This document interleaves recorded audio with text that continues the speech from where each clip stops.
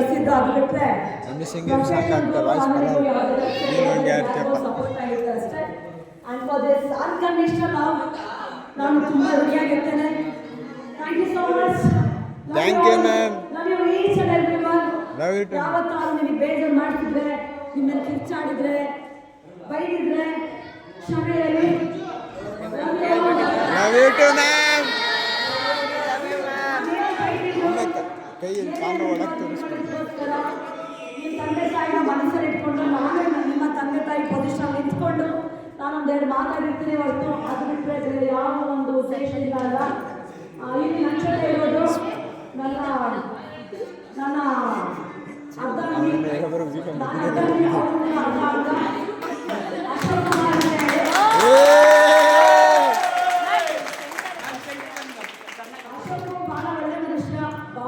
ಹೃದಯವಂತ.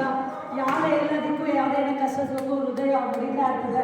ನಾ ಏನೇ NSS ಏನೇ ಪ್ರೋಗ್ರಾಮ್ ಏನೇ ತೊಂದರೆ ಆದರೂ ಪಾಪ ಅವರು ಫಸ್ಟ್ ಇರ್ತಾರೆ. ನೀವು ಮುಂದೆ ಹೋಗೋಕೆ ಪರವಾಗಿಲ್ಲ, ನಾನು ನೋಡ್ಕೊಳ್ತೀನಿ, ಗೋ ಹೇಳಿ ಅಂತ ಹೇಳ್ತಾರೆ. ಸೊ ಹಾಗಾಗಿ ಒಂದು ರಾಜ್ಯ ಪ್ರಶಸ್ತಿ ತಗೊಳ್ಳುವಂಥ ಆಯಿತು. ಹಾಗೆ ನನ್ನ ಅತ್ತೆ ನನಗಿಂತ ಅವ್ರು ನಮ್ಮಲ್ಲಿ ಅವರೇ ಬಾಸು, ನಾವೆಲ್ಲ ಅಸಿಸ್ಟೆಂಟ್.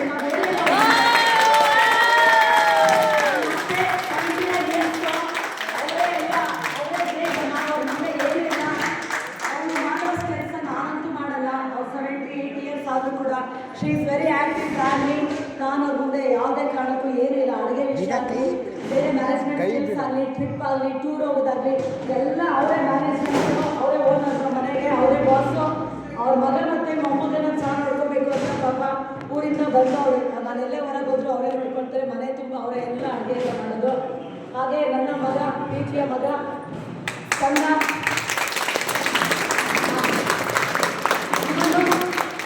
ನಾವು ಮದುವೆ ಆಗಿ 5 ವರ್ಷ ಆಗಿ ಭಾಳ ಕಷ್ಟಪಟ್ಟು ದೇವ್ರನ್ನೆಲ್ಲ ಬೇಡ್ಕೊಂಡು ಇರೋದೆಲ್ಲ ಎಲ್ಲ ದೇವ್ರನ್ನ ಹಿಂದೆ ಹೋಗಿ ಎಲ್ಲ ಹೋಗಿ ಮಾಡಿ ಆಮೇಲೆ ಈ ಜೀವ ಒಂದು ಹುಡ್ಕೊಳ್ತು. ಭಾಳ ಪ್ರೀತಿಸ್ತೇನೆ ನನ್ನ ಮಗನ. ಅವ್ನು ಹುಟ್ಟೋಕ್ಕಿಂತ ಮುಂಚೆ ಅವ್ನ ಹೆಸರು ರೆಡಿ ಮಾಡಿದೆ. ಹುಟ್ಟೋಕ್ಕಿಂತ ಮುಂಚೆ ನನ್ನ ಮಗನೇ ಆಗ್ತಾನೆ ಅಂತ ಹೇಳ್ಬಿಟ್ಟು ಅವ್ನ ಬಟ್ಟೆ ಎಲ್ಲ ರೆಡಿ ಮಾಡಿಟ್ಟಿದ್ದೆ. ಅದು ನನ್ನ ವಿಲ್ ಪವರ್, ಅದು ನನ್ನ ಕಾನ್ಫಿಡೆನ್ಸು.